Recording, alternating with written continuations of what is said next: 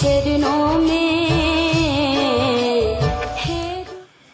তো আজকে দেখতে পেলে যে এটা ব্লগটা কিসে, তো আমরা বৃন্দাবনে গিয়েছি সবে জানো।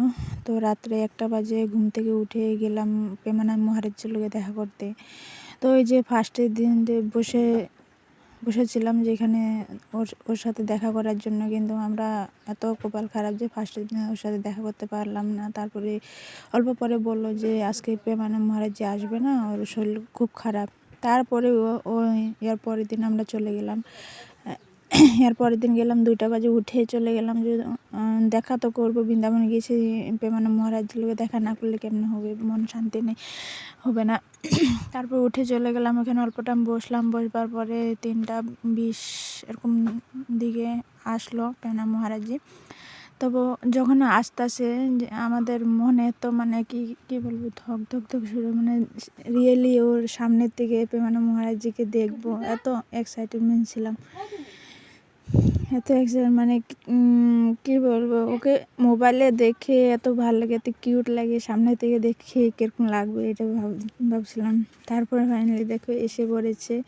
তো কিন্তু দেখো ওর চেহারাটা এত কিউট, দেখে সামনে থেকে দেখেছি, কিন্তু অল্প টাইমের জন্য দেখতে পেলাম প্রেমানন্দজিরে। তো মন বৃন্দাবনে গিয়ে না এত মনটা ভরে গেছে। তো কি দেখো ওইখানে যে ওর সাথে যে কেউ না, পার্সোনাল কেউ না ধরে, তার জন্য রশি সাইডে সাইডে রশি বেঁধে দেওয়া দেয়, তার ওই পাশে সবাইকে থাকতে দেয়, দাঁড়াতে দেয়। দেখে এসে পড়েছে সবে এত এক্সাইটেড, সবে রাধে রাধে বলছে, আর এত সুন্দর করে মানে কি আশীর্বাদ দিয়ে চলে যাচ্ছে। তারপরে ওইখানে কি হলো, যে হেঁটে চলে গেছে, যে যত ফুল দিয়ে সাজানো হয়েছে ওইটা দিয়ে সবে মতলব হোলি যেমন খেলে সেটা দিয়ে হোলি খেলছে এরকমভাবে ফুল দিয়ে।